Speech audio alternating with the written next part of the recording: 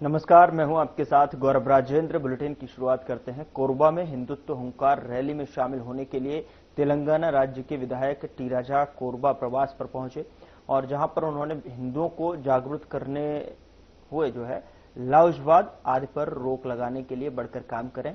बता दें कि इस मौके पर उनके साथ छत्तीसगढ़ के कैबिनेट मंत्री खुशवंत साहिब भी शामिल हुए। उन्होंने भी छत्तीसगढ़ में धर्मांतरण पर रोक लगाने के लिए जल्दी एक विधायक लाने की बात कही है। तो वहीं घंटाघर कोरबा में आयोजित इस सभा में लगभग 2,500 से 3,000 लोगों ने धर्मांतरण को रोकने के लिए शपथ ली। साथ ही इस कार्यक्रम के दौरान बड़ी संख्या में बजरंगी भाइयों और बजरंग दल के कार्यकर्ता भी मौजूद रहे।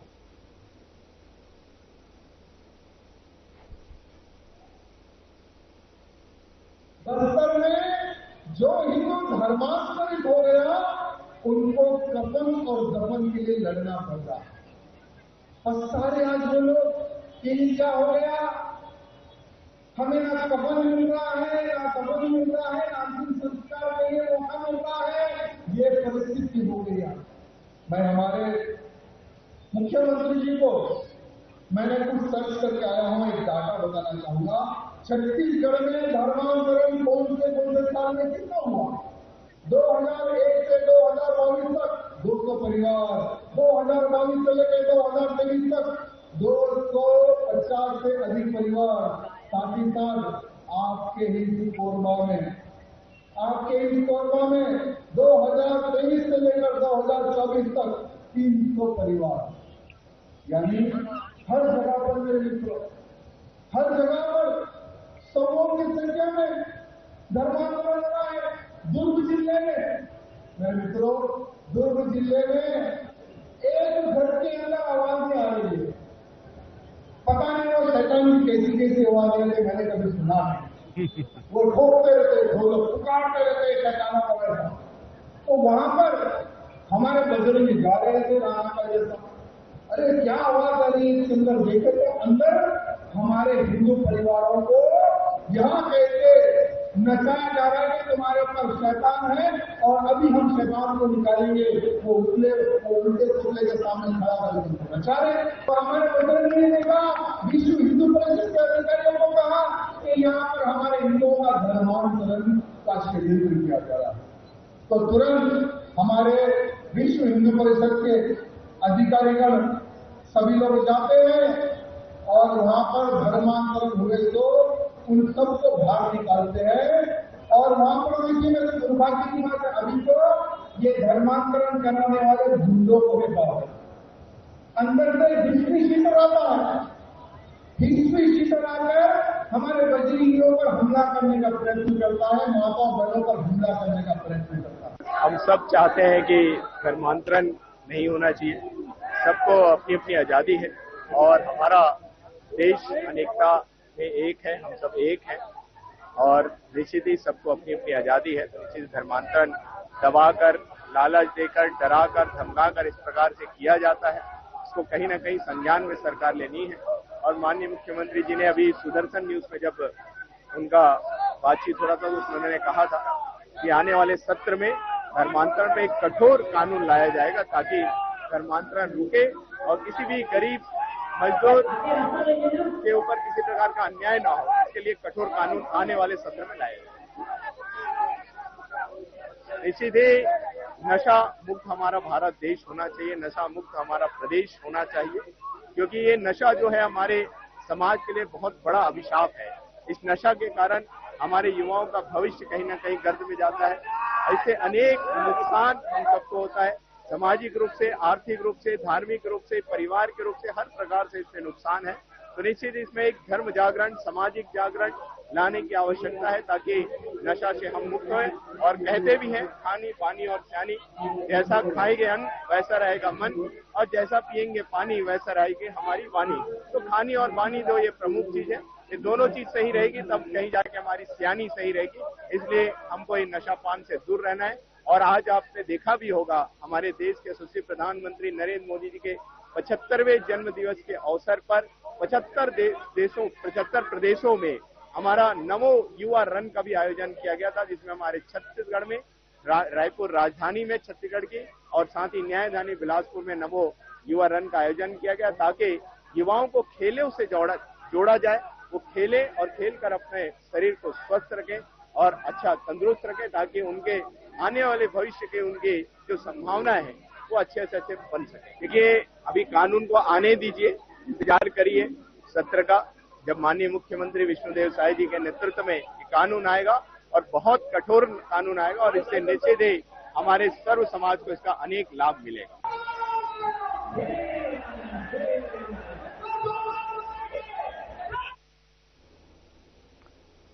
खबर दुर्ग से है, जहां अखिल भारतीय उड़िया समाज छत्तीसगढ़ द्वारा नुआखाई महोत्सव मनाया गया। समाज के लोगों द्वारा रंगारंग कार्यक्रम की प्रस्तुति दी गई और इस अवसर पर रक्तदान शिविर का भी आयोजन किया गया।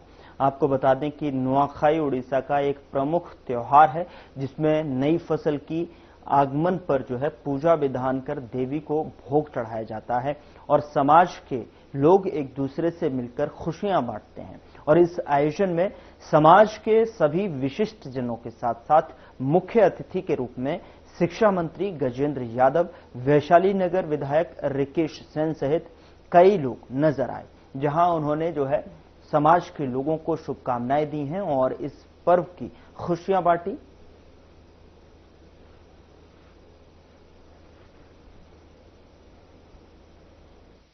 मेरा परम सौभाग्य है कि हमारे अखिल भारतीय उड़िया समाज में नुआखाई का बहुत ही भव्य आयोजन किया जा रहा है, जिसमें मुझे भी आमंत्रण किया गया था। आयोजन बहुत ही भव्य रूप से मनाया जा रहा है, जिसकी मैं समस्त उड़िया समाज को शुभकामनाएं प्रेषित करती हूं। और साथ ही साथ हमारे दुर्ग जिले के कलेक्टर सर ने नुआखाई की महोत्सव के लिए शासकीय अवकाश की भी घोषणा की है, जिसके लिए हमारी उड़िया समाज के लिए बहुत ही सम्मान की बात है। अखिल भारतीय उड़िया समाज द्वारा हर वर्ष की भांति इस वर्ष भी अखिल भारतीय उड़िया समाज ने नुआखाई महोत्सव 2025 का आयोजन किया।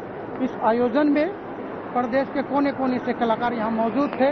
एक से एक छत्तीसगढ़ी और उड़ीसा की संस्कृति कल्चर को दिखाया। ये जो बच्चे हैं, मंच नहीं मिलने के कारण ये लुप्त हो जाते हैं। उड़िया समाज में अक्सर यही होता है, लेकिन उड़िया समाज अपना मंच देकर उनको अनुग्रहित सम्मानित कर रहा है। आने वाले वर्ष में भी अखिल भारतीय उड़िया समाज नुआखाई महोत्सव 2026 का इससे भी अच्छे ढंग से करेगा, बेहतरीन रूप से करेगा। छत्तीसगढ़ और उड़ीसा की संस्कृति लगभग एक समान है, जीवन यापन लगभग एक समान है और आध्यात्मिक रूप से हम सब लोग जानते हैं उड़ीसा से हमारा बहुत अच्छा जुड़ाव है। हम लोग माँ बमलेश्वरी को मानते हैं, वैसे ही वहाँ माँ समलेश्वरी पूजा करते हैं। भगवान जगन्नाथ आराध्य हैं उड़ीसा के और भगवान जगन्नाथ को छत्तीसगढ़ का देवभोग का चावल चढ़ता है। तो ये हम सब के सौभाग्य है कि ऐसे उड़ीसा समाज के लोगों को बीच में आने का मुझे अवसर मिला। मैं इस अवसर पर सभी उड़ीसा वासियों को बधाई देता हूं कि लगभग 70 वर्ष में पहली बार जो हम लोग यहाँ कमल फूल बोलते हैं उसको लोग पद्म फूल बोलते हैं, पद्म फूल पे वो बटन दबा के भारतीय जनता पार्टी की सरकार बनाए और मुख्य धारा में अभी बहुत तेजी से वो जुड़ रहे हैं। वहाँ भी महिला सशक्तिकरण की दिशा में सरकार काम कर रही है और माननीय मोदी जी का जो संकल्प है विकसित भारत, श्रेष्ठ भारत की दिशा में उड़ीसा भी बहुत आगे बढ़ रही है।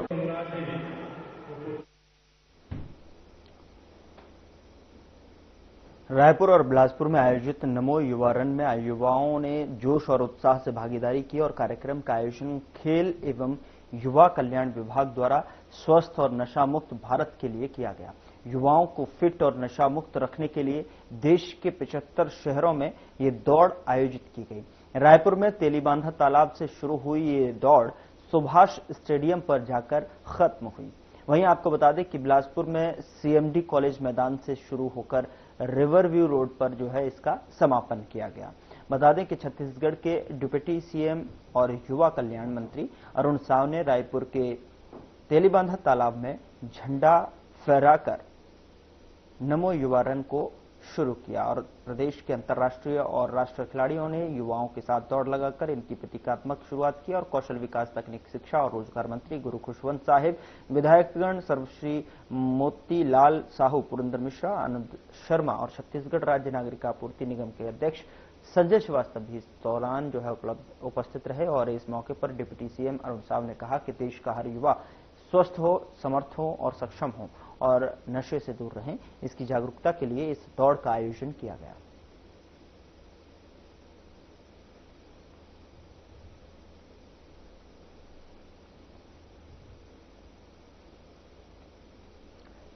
छत्तीसगढ़ के डिप्टी सीएम और खेल एवं युवा कल्याण मंत्री अरुण साव ने पीएम के जो है 75वें जन्मदिन पर आयोजित नमो युवा रन रायपुर का तेलीबांधा तालाब में झंडा लहराकर आरंभ किया। बता दें कि साव ने प्रदेश के अंतर्राष्ट्रीय और राष्ट्रीय खिलाड़ियों और युवाओं के साथ दौड़ लगाकर स्वस्थ और नशामुक्त भारत के निर्माण के लिए युवाओं को संदेश दिया। पहली बार डिप्टी सीएम को कदम से कदम मिलाकर दौड़ता देख युवाओं में जोश और उत्साह का संचार हुआ, तो वहीं 10,000 से अधिक युवाओं ने नशे को हराकर नशामुक्त और स्वस्थ भारत बनाने का संकल्प लिया। और इस मौके पर डिप्टी सीएम ने कहा कि इससे ही मोदी के 2047 तक विकसित भारत बनने का संकल्प पूरा होगा।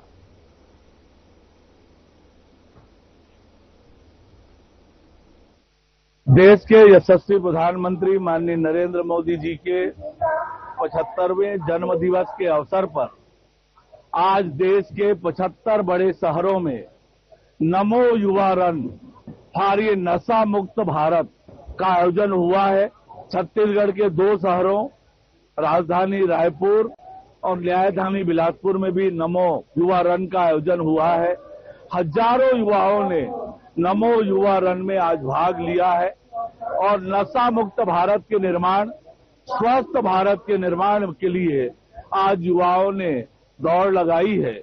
हमने दोनों स्थानों पर पुरस्कार भी घोषित किए हैं और युवा और युवती दोनों वर्ग में पुरस्कार की घोषणा की है हमने।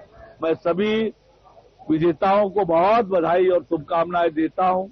पर ये नमो युवा रन वास्तव में इस संदेश के लिए है कि युवा खेलें, खेल के मैदान में जाएं और जब खेलेंगे तो युवा स्वस्थ रहेंगे, नशे से दूर रहेंगे और तब एक आत्मनिर्भर भारत, एक सशक्त भारत, एक समृद्ध भारत का निर्माण करेंगे। और यही प्रधानमंत्री माननीय नरेंद्र मोदी जी का सपना है। जिस प्रकार से खेल और खिलाड़ियों के लिए, युवाओं के लिए नरेंद्र मोदी जी काम कर रहे हैं, आज युवाओं ने उनके दीर्घायु होने के लिए और नशा मुक्त भारत के निर्माण के लिए ये नमो युवा रन को ऐतिहासिक रूप से सफल बनाया है। हजारों युवाओं ने दौड़ लगाई है। मैं सभी युवा साथियों को बहुत बधाई और शुभकामनाएं देता हूं।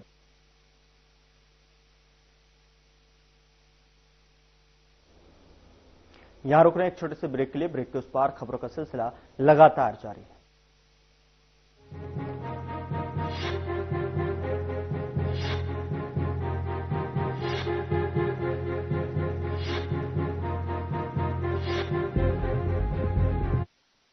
क्या आप जिम जाते हैं, कसरत करते हैं, फिर भी आपकी सेहत नहीं बनती?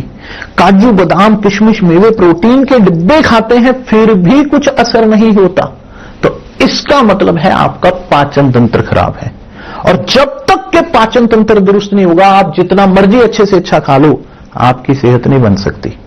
इसलिए हमारी संस्था सन्यासी आयुर्वेदा ने एक ऐसी दवा का निर्माण किया है जो कि आपके लिवर, आपके पाचन तंत्र को दुरुस्त करने का काम करती है, ताकि आप जो भी खाएं उसका पूरे का पूरा निचोड़ आपके शरीर को लगे, आपकी भूख बढ़े, खाया पिया सही से लगे, नया खून बने, हड्डियों में जान आए, वजन बढ़े और आप मोटे तगड़े खूबसूरत पर्सनैलिटी के मालिक बन जाएं।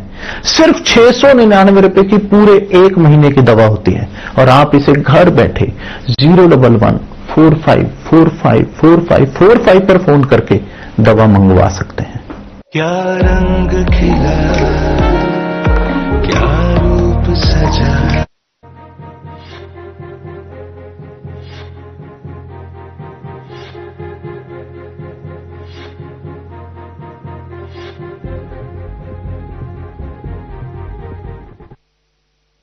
ब्रेक के बाद स्वागत है आपका। खबरों में आगे बढ़ते हैं। स्कूल को शिक्षा का मंदिर कहा जाता है, जहां माँ बाप अपने बच्चों के भविष्य को बनाने के लिए उन्हें भेजते हैं। लेकिन अगर ऐसे ही किसी शिक्षा के मंदिर में बच्चों के साथ अमानवीय कृत्य होने का आरोप लगे तो मामला गंभीर हो जाता है और स्कूल की शिक्षा प्रणाली पर भी सवाल खड़े होने लगते हैं। दरअसल राजनांदगांव जिले के डोंगरगढ़ शहर के नवोदय स्कूल में ऐसा ही कुछ वाकया देखने को मिला, जहां पर 6ठी कक्षा में पढ़ने वाले एक छात्र ने स्कूल के ही छात्रों और कुछ शिक्षकों पर गंभीर आरोप लगाए हैं। पीड़ित छात्र की माने तो स्कूल के ही कुछ छात्रों ने उसका गला दबाने का प्रयास किया, जिसकी शिकायत उसने शिक्षक से की, लेकिन उस पर कोई एक्शन नहीं लिया गया। जिसके बाद 2 बार पीड़ित बच्चे को कुछ छात्रों ने रस्सी से पीटा भी, जिसके बाद उसे धमकी भी दी गई अगर वह फिर भी कभी किसी टीचर्स के पास शिकायत करेगा तो ठीक नहीं होगा, और उसे खुद से फांसी लगाने के लिए भी दबाव बनाने लगे, जिससे दुखी होकर उसने खुद के गले में रस्सी बांधकर आत्महत्या करने की कोशिश भी की।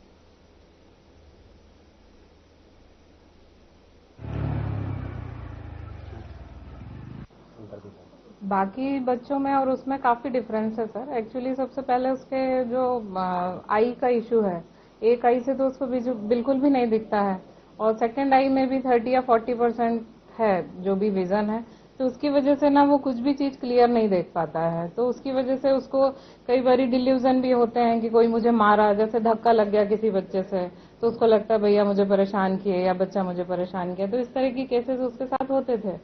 तो हम लोग उसको समझाते थे कि बेटा ऐसा नहीं है ना। और फिजिकली सर उसको बहुत प्रॉब्लम है, बहुत वीक है वो, मतलब अंदर से, वैसे देखने में नहीं दिखता, लेकिन उसको इतना जल्दी थकान होता है, बहुत थोड़ा चलता है और थक जाता है, और वो कहीं भी सो जाता है। कई बारी हमने उसको हॉस्टल के बाहर सोते हुए देखा है, जो चबूतरा बना हुआ है, प्लस अपने मेडिकल इसमें एमपी हॉल में वो सो जाता है, स्टेज पे, क्लासेस में वो कई बारी छुट्टी होने के बाद भी सोता हुआ मिला है।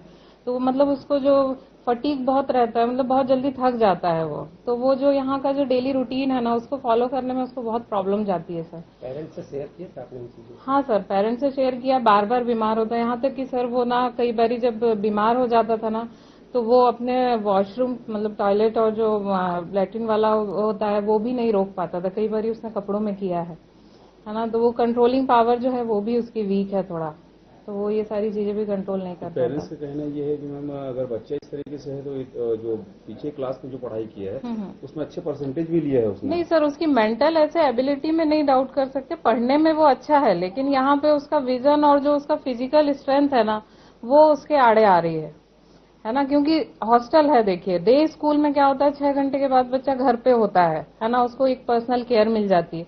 लेकिन यहाँ पे जब बच्चा होता है उसको सारे काम खुद से करने होते हैं, ठीक है ना। प्लस उसको यहाँ का जो डेली का रूटीन है वो फॉलो करना होता है, 10 बार उसको स्कूल से आना जाना पड़ता है, जिससे कई किलोमीटर्स हो जाते हैं पर डे, तो वो उसको फॉलो नहीं कर पा रहा है। मीडिया में जो खबर चल रही थी और अखबारों में भी छपा है, तो स्वतः संज्ञान लेकर के मैंने डीओ को भेजा तो जाके पता करें, और सब कलेक्टर सर के निर्देश में मैं भी आया यहाँ पे। तो बच्चा बहुत छोटा बच्चा है और परिवार में बहुत लाड़ प्यार से बचा हुआ है। हॉस्टल लाइफ की कठिनता या जटिलता को देखते हुए शायद इस प्रकार की चीजें उसके मन में आ गई थी कि यदि मैं कुछ करूं तो शायद मुझे घर परिवार वाले वापस ले जाएंगे। उस परिप्रेक्ष्य में ही ये चीज समझ में आई है, क्योंकि उसका काउंसलिंग का रिपोर्ट भी मैंने देखा है, अन्य बच्चों का वो भी देखा है। तो ऐसी घटना नहीं है जो न्यूज में चली है, लेकिन फिर भी ऐसी सब चीज़ों के लिए शिक्षा विभाग की तरफ से हम सभी स्कूलों में निर्देश भी देंगे कि छोटे छोटे बच्चों में यदि किसी प्रकार की मानसिक कमजोरी आ रही है तो उनका बहुत केयरफुली उनका ध्यान रखा जाए। तो मुझे ये पता चला, जैसे मुझे कहा गया है, यहाँ के स्टाफ मुझे बताए, एक बच्चे का है भावेश जैन जो क्लास 6 में एडमिशन लिया है, और वो एक्चुअली एक नॉर्मल चाइल्ड नहीं है। लाइक इसके आईज की बहुत प्रॉब्लम है। एक आंख, जैसे पेरेंट ने खुद बताया कि एक आंख उसका काम नहीं करता है, और जो दूसरा आंख है उसमें 30% ही विजन है, 70% विजन नहीं है, राइट। और उसके कारण क्या होता है कि उसे और आने जाने में बहुत तकलीफ होती है, राइट। जहाँ से डॉर्मेट्री से स्कूल आना, अनेक बार आना जाना, तो वो जो थक जाता है, और इवन हाउस मास्टर का खाना खाने भी नहीं जाता, उसे उठाकर खाना खाने ले जाना पड़ता है, राइट। और इस तरह की बातें आई कि ये कुछ इशू जो हुआ है कि जैसे मीडिया में आया है कि कुछ फांसी लगाने की बात है, तो ऐसी बात है नहीं सर, राइट। वो बच्चा खुद जो है घर जाना चाहता है, उसने इवन राइटिंग में भी दिया है कि मैं यहाँ नहीं रहना चाहता, मुझे घर जाना है, और मैं, राइट, वो घर जाना है। एक्चुअली क्या होम सिक है और उसके प्रॉब्लम्स भी है, तो वो घर जाना चाहते हैं। इवन पेरेंट्स भी आके माने इस बात को, और पेरेंट्स ने खुद कहा है कि भाई क्या इस बच्चे को बहुत केयर की जरूरत है, इसलिए हम खुद टीसी लेना चाहेंगे। तो बच्चा खुद लिखा भी है राइट कि मैं जो है फांसी लगाना चाहता हूँ। अब यानी क्या रीजन है, बच्चा हो सकता है घर जाना चाहता हो, पेरेंट्स के साथ रहना चाहता हो, शायद इसलिए ऐसा कर रहा होगा। क्योंकि मुझे आए हुए 3 दिन हुए हैं ये, और इवन जुलाई से उसके काउंसलिंग पेपर्स भी हैं, जो हमारे काउंसलर्स हैं उन्होंने रेगुलर काउंसलिंग भी किया है। उसके इश्यूज जो है काउंसलर ज्यादा अच्छी तरह से भी बता पाए। 17 तारीख शाम को 6 बजे मेरे को एक भैया गला दबाए थे। भैया का नाम क्या था? देवाशीष भैया। अच्छा, किसी सर को कंप्लेंट किया था आपने? हाँ। कौन से सर को किया था? रोशन सर, एमओडी। रोशन सर ने क्या कुछ एक्शन लिया था? नहीं लिया था। और 18 तारीख को सुबह क्या हुआ था? 18 तारीख को सुबह मेरे को, मैं पीटी से लौटा था और मेरे को बहुत तेज प्रेशर बन रहा था। हाँ। वो लोग और कुछ लोग मेरे को बोले कि पानी नहीं आ रहा है और बाथरूम में घुसने गए थे, तो मैं तैयार हो गया। अच्छा, फिर तैयार हुआ, उसके बाद फिर 2 भैया लोग रस्सी को मेरे को पकड़ा दिए और फिर उससे पहले पीठ पे एक बार मारे थे जोर से। कौन से भैया? पार्थ भैया। पार्थ भैया, 2 भैया बोले ना, एक और भैया का नाम क्या है? दूसरे भैया का नाम है साहिल भैया। अच्छा, दोनों ने रस्सी दिया और पीठ में मारा, और क्या बोला? कि ना अब से मैं सर के सामने शांति रहूं, उनके बारे में कोई कंप्लेन नहीं करूं। हाँ, और फिर उसके बाद फिर ना मेरे को एक भैया ने फांसी लगाने के लिए काफी दिन से जिद कर रहे थे, और ना अगर मैं नहीं बोलता तो फिर मेरे को बहुत मारते तो सस्पेंड करवा देते। अच्छा, फिर जब तुम रस्सी लपेट लिए थे उसके बाद कोई सर आए थे? हाँ, 3 जन सावरकर सर को बुला कर लाए थे। हाँ। सावरकर सर ने फोटो खींचा, उसके बाद मेरे गले से रस्सी उतारी। फिर उसके बाद मेरे को स्कूल लेके गए। हाँ। और स्कूल में मेरे से लिखवाए बीमारी वगैरह के बारे में और कुछ, और चलने फिरने की प्रॉब्लम के बारे में। ये सब आपने खुद से लिखा था कि सर के दबाव में आके लिखा था? सर के दबाव में आके। सर ने क्या बोला था अगर आप नहीं लिखोगे तो? सर ने ये बोला था कि वेंकटेश सर सस्पेंड कर देंगे। और क्या लिखवाए सर? और फांसी के बारे में भी लिखवाए। तो उसको खुद से लिखे हो आप? नहीं। किसके दबाव पे लिखे हो? सावरकर सर। अच्छे से बोलो, किसके बारे में किसने बोला आपको? सावरकर सर। अच्छा, सावरकर सर ने बोला कि रजिस्ट्री आपको सस्पेंड करा देंगे करके।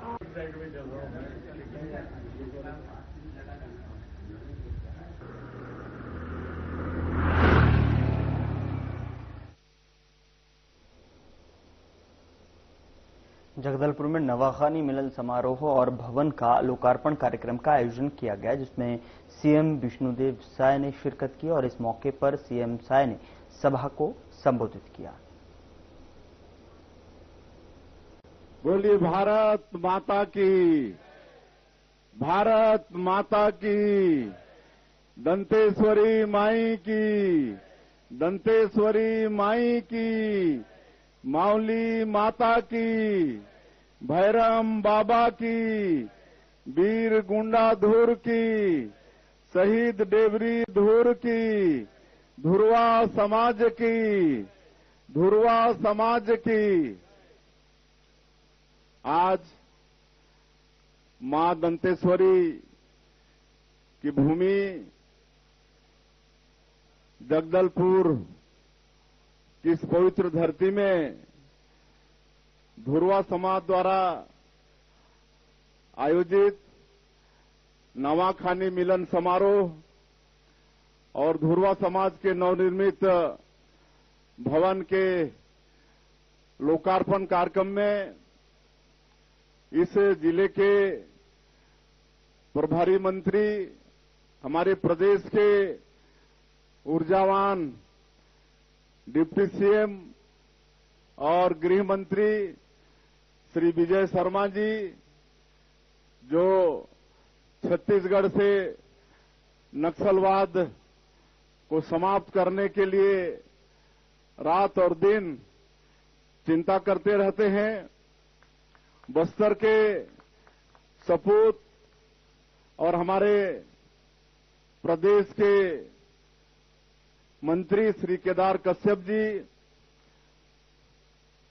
आपके इस विधानसभा क्षेत्र के लोकप्रिय विधायक और हमारे प्रदेश के पार्टी के यशस्वी अध्यक्ष आदरणीय श्री किरण सिंह देव जी, बस्तर के सांसद श्री महेश कश्यप जी,